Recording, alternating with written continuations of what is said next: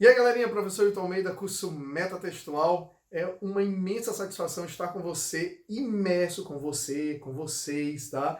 Imerso nessas 21 semanas de redação em que eu vou te disponibilizar análise de temas, análises temáticas, com argumentos, com linhas argumentativas, com linhas de problematizações, com áreas de conhecimento, com proposta de intervenção. Então, tudo eu vou te dar, todo o suporte exatamente nessas aulas, beleza?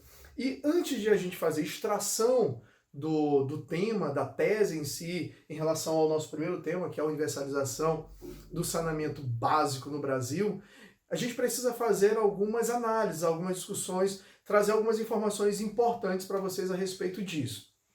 Primeiramente, apontar alguns dados, tá? A gente está aqui com a fonte que é o Trata Brasil.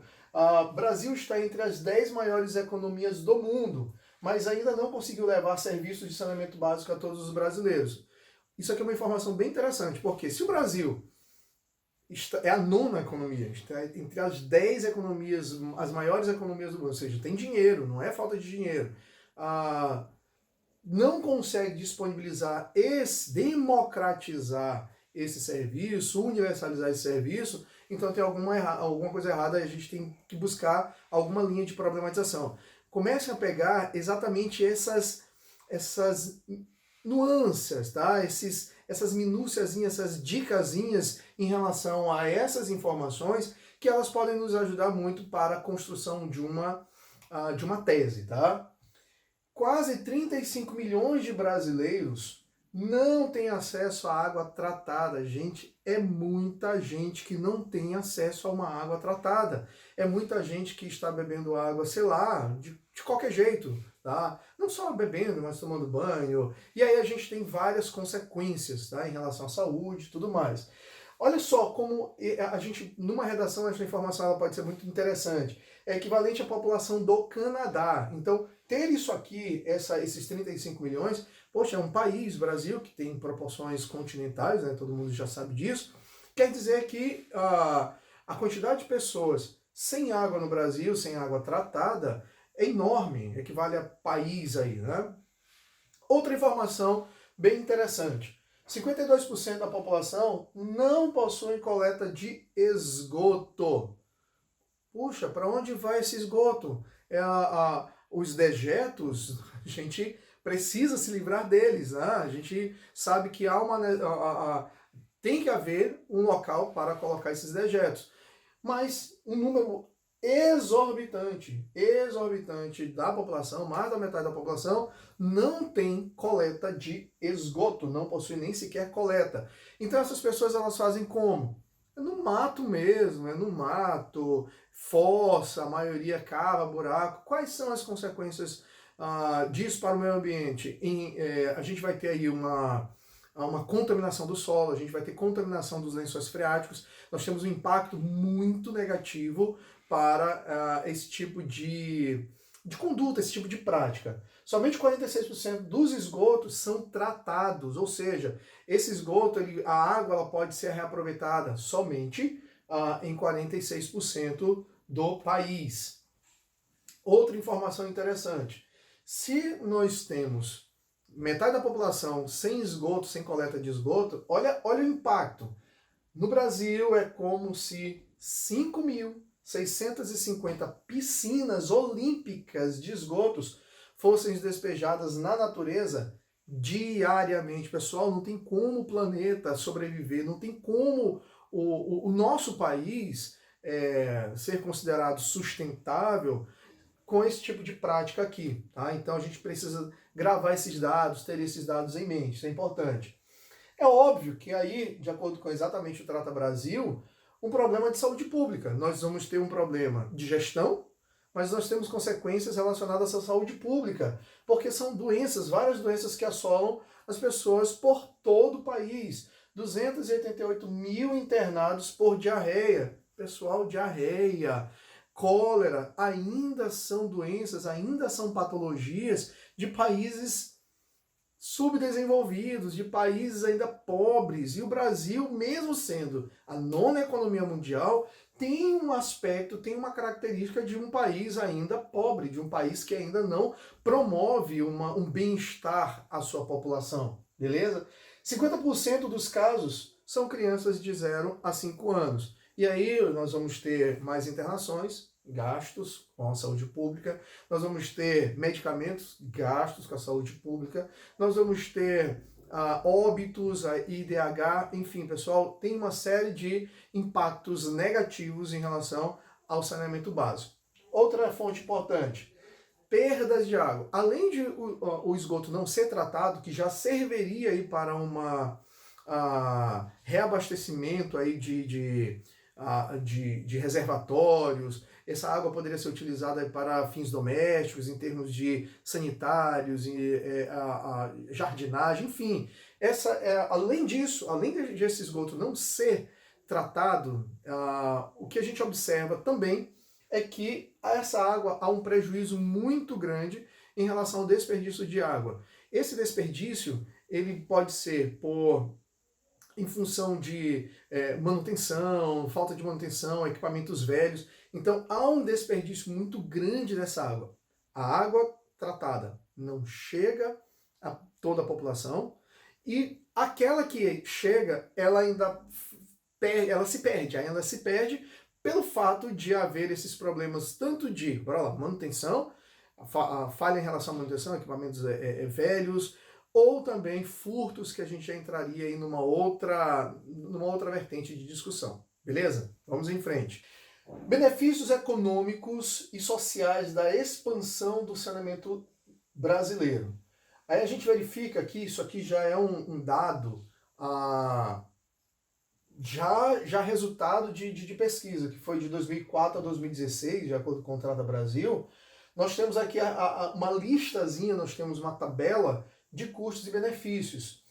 Com o investimento, com o custo, com o básico, por exemplo, em relação à redução de custos com a saúde, aumento da produtividade do trabalho, renda da valorização imobiliária, renda do turismo. Olha só, tudo isso aqui gerou, olha só, fazendo os locais que fizeram o investimento correto, o mínimo, né, se é que a gente pode dizer correto, pelo menos o investimento mínimo, houve um benefício, houve um benefício de 101,941 bilhões, 101 bilhões 941 milhões em relação a esses benefícios: saúde, produtividade, valorização imobiliária, turismo. Em relação à renda gerada pelo investimento, renda gerada pelo aumento de operação, imposto ligado à produção, houve um acréscimo de 488 bilhões. Pessoal, é muito dinheiro.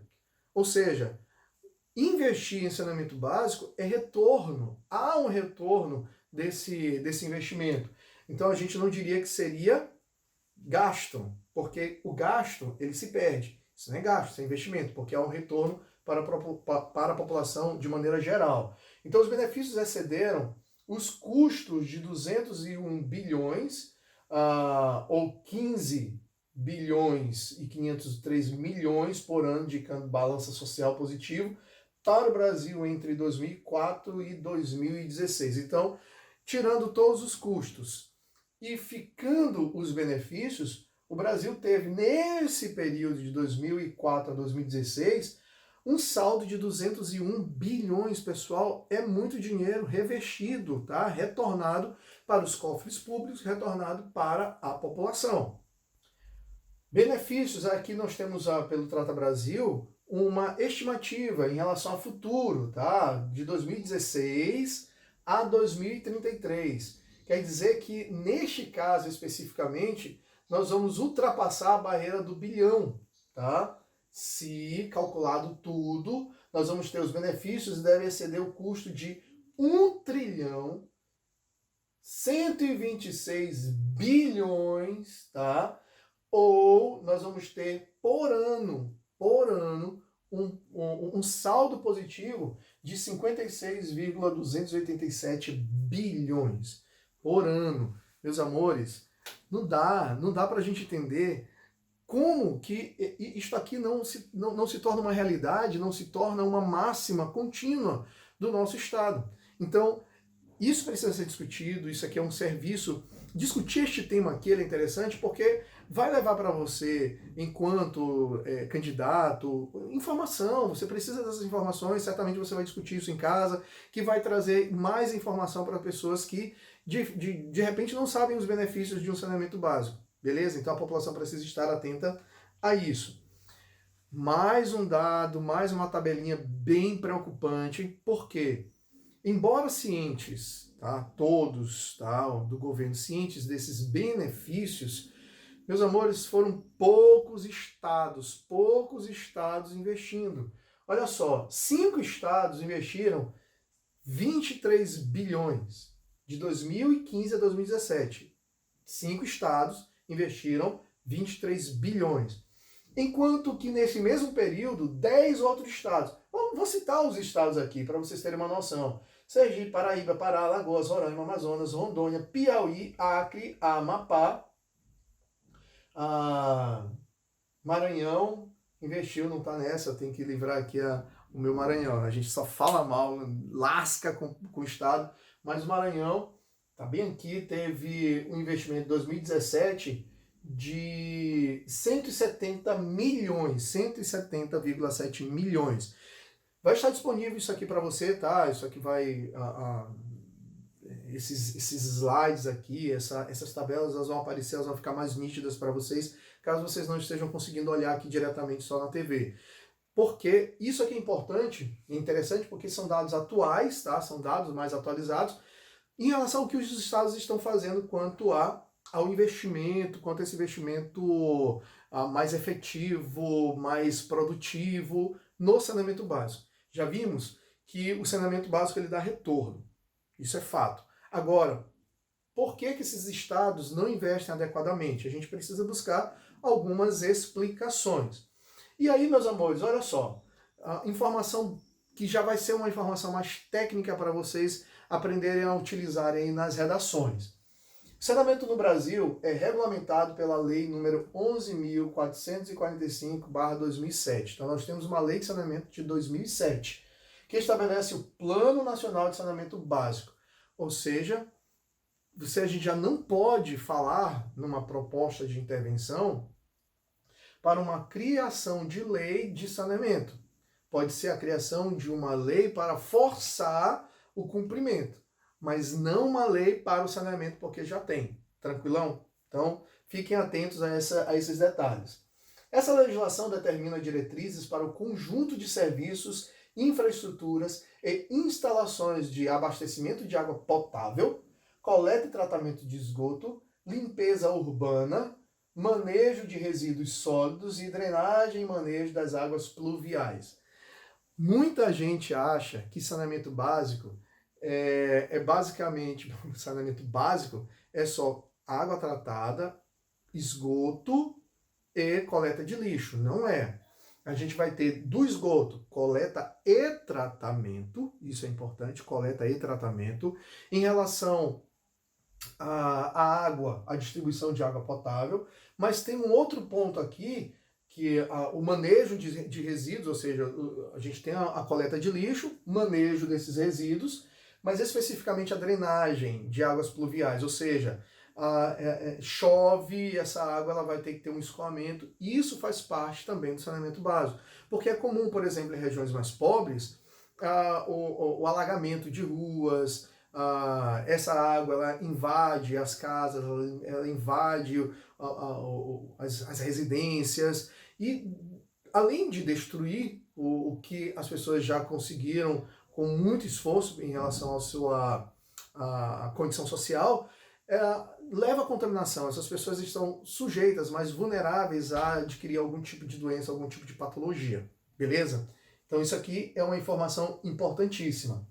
Apesar da regulamentação em 2016, o governo brasileiro admitiu que não conseguirá, pessoal, isso aqui já é fato, o governo não conseguirá cumprir a meta de saneamento estipulada.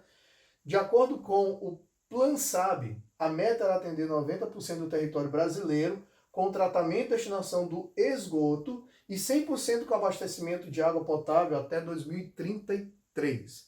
A gente não está nem falando em relação ao manejo de águas pluviais, a gente não está nem falando em relação à drenagem, a gente não está falando nada disso, a gente está falando aqui de meta, que era só água para todo mundo, e água é vida, e água é fundamental, e esgoto.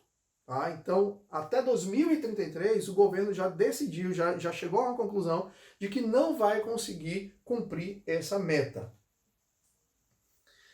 Em agosto de 2016, o presidente Michel Temer, o ex-presidente Michel Temer, ele até então presidente, vocês entenderam, sancionou a lei número 13.329. Ela institui o regime especial de incentivos para o desenvolvimento de saneamento básico.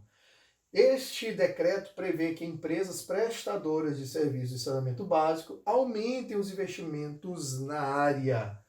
Em troca, as empresas terão concessão de créditos na cobrança de tributos, ou seja, nós temos aí um incentivo fiscal para que essas empresas elas façam maiores investimentos. Legal, já que o governo não tem o dinheiro e a empresa tem, a empresa privada, a que conseguiu lá a concessão, conseguiu lá a licitação para aquela área, para aquele trabalho, então ela vai e faz aquele investimento e o governo faz ali uma isenção de algum tipo de imposto.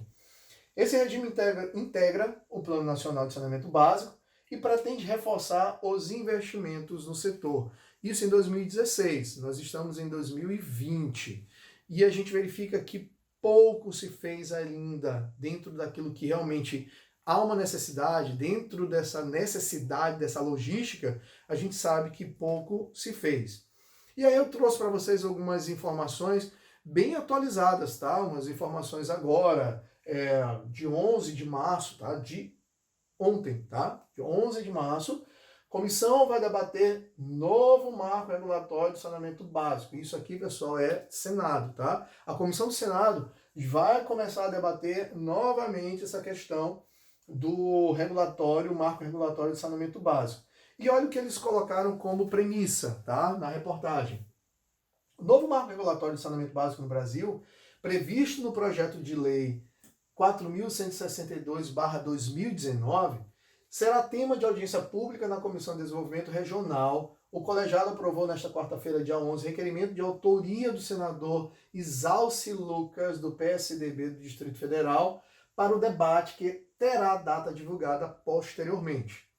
Os objetivos da proposta de iniciativa do governo, relatada pelo senador Alessandro Vieira, do Cidadania do Sergipe, são centralizar a regulação dos serviços de saneamento na esfera federal, instituir a obrigatoriedade de licitações e regionalizar a prestação a partir da montagem de blocos de municípios. Pessoal, isso aqui é necessário. Se o governo não tem como, terceiriza essa parada, privatiza essa parada, que a gente vai ter mais recursos. Existem muitas empresas que querem fazer isso, mas ainda existe uma burocracia muito grande para aprovar essa federalização. Federalização é massa, é muito interessante essa proposta de intervenção aqui, tá?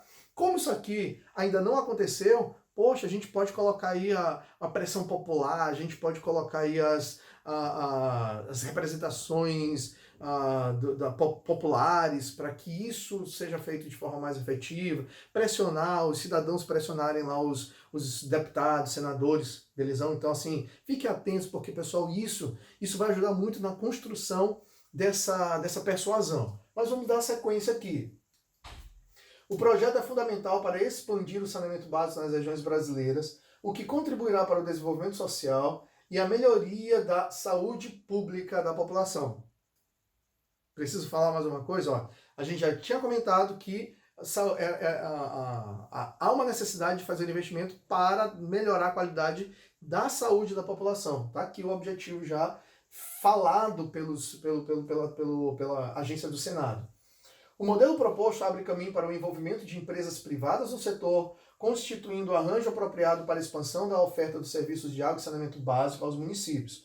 O projeto de lei ainda estabelece como prioridade no recebimento de auxílio federal para os municípios que efetuarem concessão, ó, detalhezinho aqui, ó.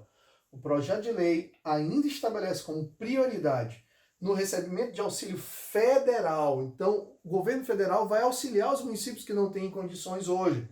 Para os municípios que efetuarem concessão, ou privatização de seus serviços como forma de alavancagem das parcerias público-privadas justificou. Ou seja, tem que ser uma união de forças. Tem que haver uma união de forças para que o Brasil saia dessa condição calamitosa, dessa situação periclitante quanto ao saneamento básico. Aí a gente volta, de posse dessas informações, a gente vem para cá.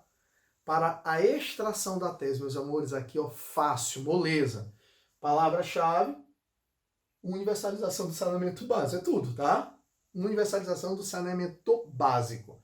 Ou seja, democratização e o recorte de extrator aqui é o Brasil, tá? Então a gente vai fazer a pergunta, vocês precisam perguntar, vocês precisam criar uma pergunta. Mas por que que esse serviço ainda não foi universalizado? Por que que é tão difícil democratizar o saneamento básico no Brasil?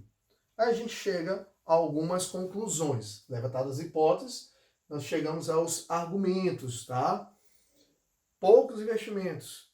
Não digam falta de investimento, porque o Estado brasileiro vem investindo. Poucos municípios, mas está investindo. Se a gente diz falta de investimentos, a gente já começa errando, a gente já chega errado.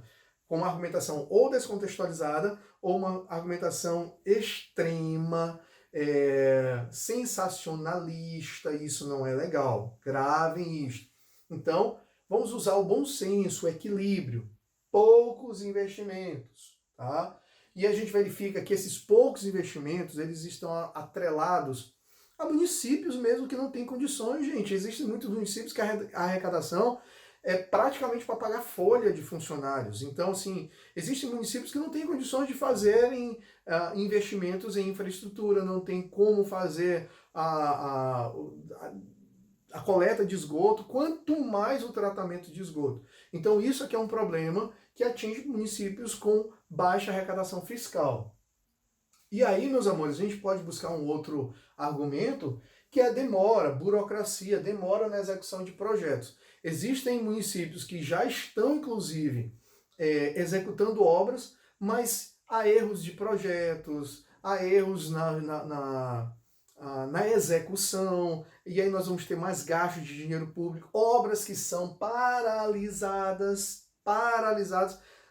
uma expressão que é muito clichê, que é aquele chamado elefante branco. Pessoal que tem de elefante branco na área do saneamento básico é terrível. Então o que a gente pode fazer?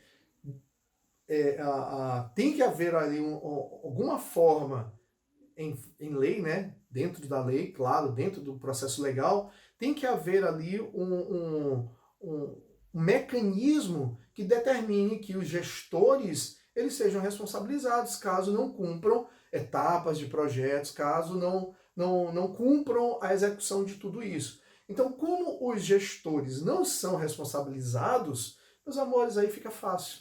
Tá? Dizem que o dinheiro público é público, não é dinheiro público, como se não houvesse ali o só de cada trabalhador. Tá? Gravaram esses dois argumentos, então nós temos essas duas linhas argumentativas aqui para a gente já começar a construir.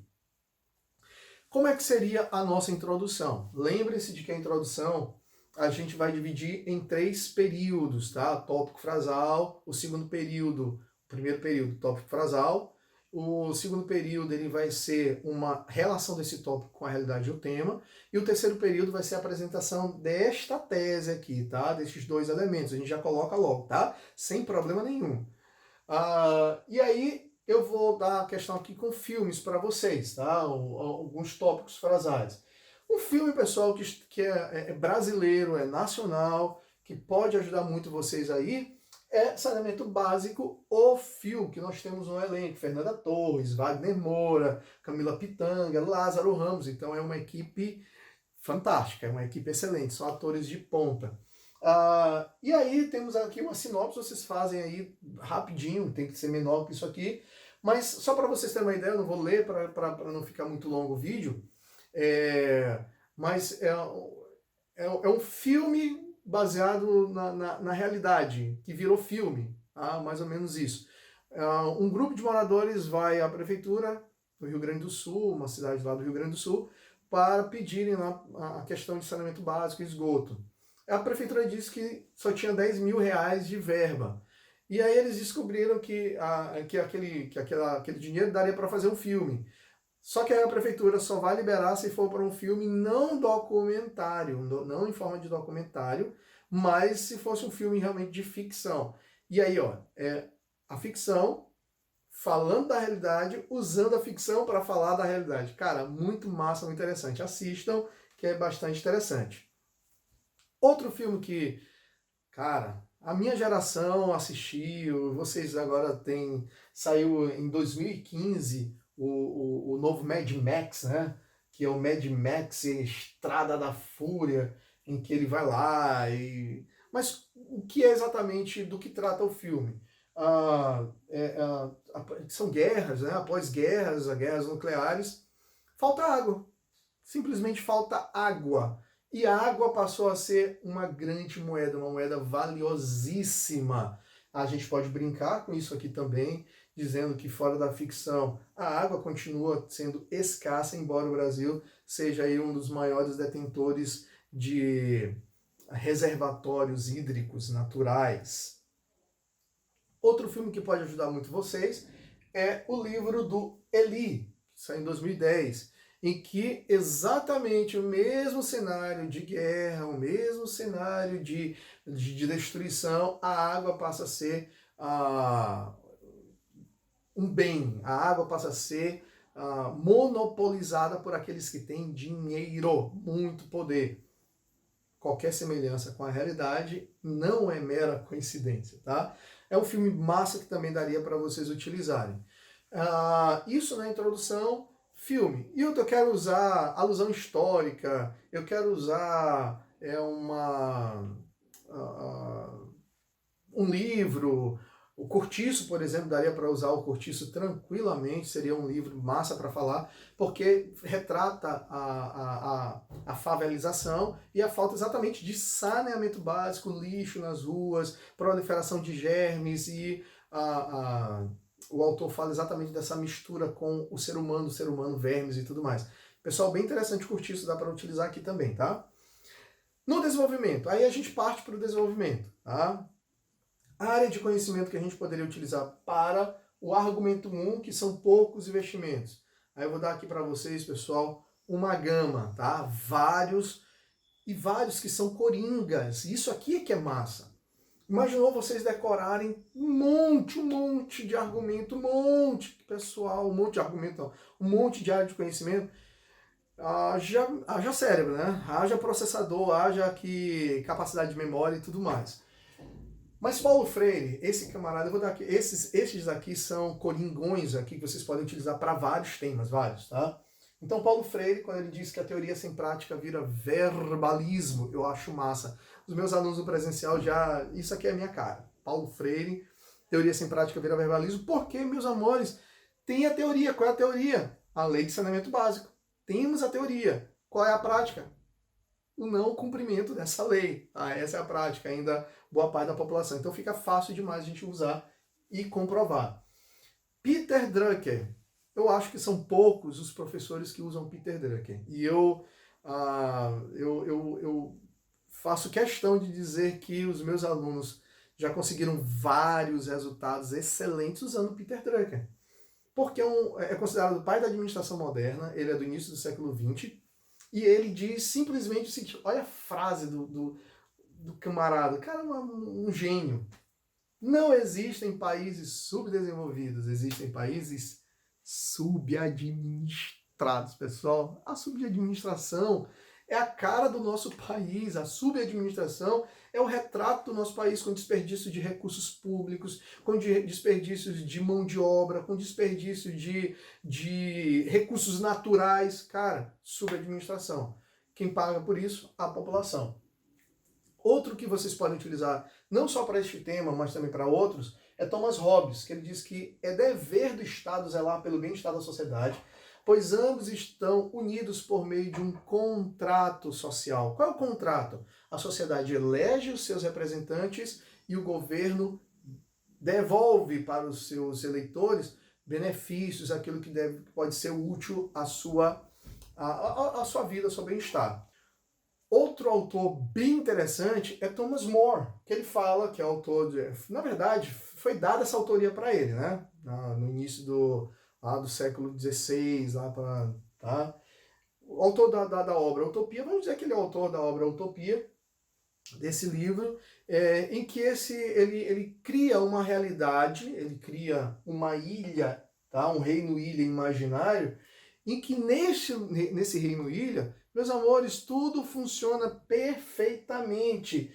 Funcionava de modo justo e perfeito. Tá? Brincadeira, né? Ficção total. Tá? Então a gente pode usar Thomas More tranquilamente para fazer essa analogia, diferentemente da obra, diferentemente da obra de Thomas More, a realidade ela é totalmente conflituosa, uma vez que esse funcionamento ele não acontece no Brasil quanto à distribuição do fornecimento do saneamento básico. Bom, para o primeiro argumento, já estou munindo vocês, tá? Munindo vocês de área de conhecimento. Por um argumento 2, demora na execução de projetos. Aqui para o argumento 2, nós temos algumas peças, tá? Algumas pérolas bem interessantes. Eugene McCarthy, que diz o seguinte: uma burocracia eficiente ameaça seriamente a liberdade. Olha só, demora para votar, já estão não sei quanto tempo discutindo. Uma burocracia eficiente ameaça a liberdade de usar água, a liberdade que é o direito de usar, ter o saneamento básico completo, coleta de esgoto, coleta de lixo, drenagem das ruas. Burocracia, tá? Então, este argumento aqui, Eugene McCarthy, decorem, por favor, decorem, porque é muito interessante, tá? Outro conhecido, tá? O queridinho da galera aí, das redações, John Locke. Onde na lei não há liberdade.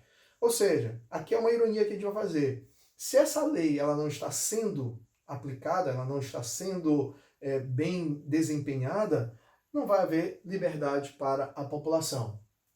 Aí eu tenho duas analogias interessantes para essa questão aqui. Uma dos anticorpos. Os anticorpos são glicoproteínas utilizadas pelo sistema imunológico para identificar e neutralizar os antígenos. A gente pode fazer de maneira análoga, o estado que deveria ser esse protetor não o faz, causando então um adoecimento do organismo social ao não fornecer o saneamento básico. Viram? Moleza, pessoal, cola em mim que vai dar certo.